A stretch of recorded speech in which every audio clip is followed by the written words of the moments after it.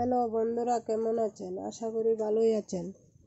দেখুন, আজকে মকর সংক্রান্তির যে আমরা বাড়িতে কীর্তনীয় দল এলো।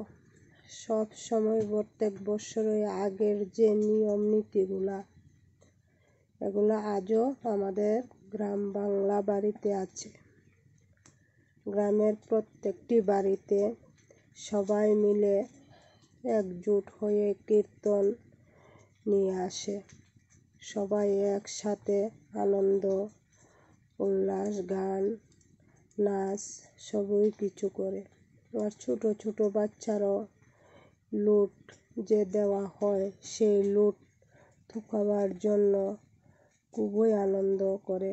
লুট দেওয়ার সময় এরা লুটগুলো কুড়িয়ে নেয়, লুট দেওয়া হয়। বন্ধুরা দেখুন, আমাদের যে গ্রাম বাংলার দৃশ্য আজও ঐতিহ্যবাহী চলছে।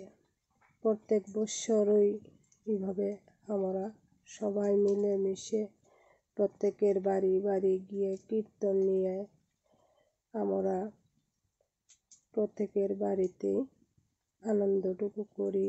আমরা যে নিয়মগুলা আপনাদের সাথে তুলে ধরলাম দেখার জন্য। দেখতে থাকুন আমাদের এই পুরনো দিনের, আমাদের যে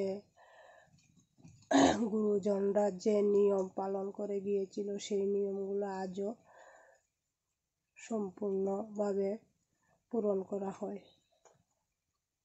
কীর্তন নিয়ে যাওয়া প্রত্যেক অনুষ্ঠানগুলো খুব সুন্দর করে নিয়মভাবে পালিত হয়। আমাদের বাড়ির পাশে একটা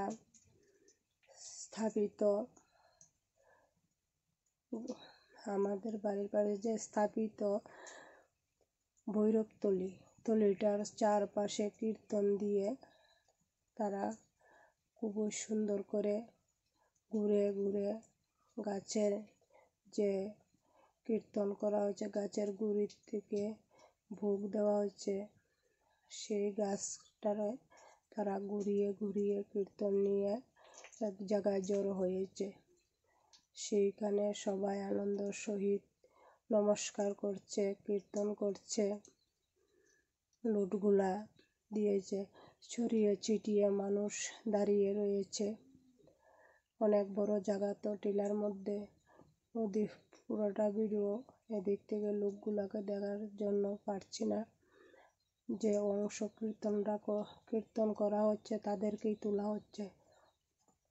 আমাদের এই ভিডিওটা যদি আপনাদের ভালো লাগে থাকে, গ্রাম বাংলার ঐতিহ্যগুলো আপনারা সবাই দেখতে থাকুন বা আনন্দ করুন। আমাদেরও আনন্দ যে হয় সেটা আপনাদের সাথে শেয়ার করলাম। এখানে ভিডিওটা রেখে দিলাম। পরবর্তীতে আবার নতুন করে ভিডিও আপনাদের দেখার জন্য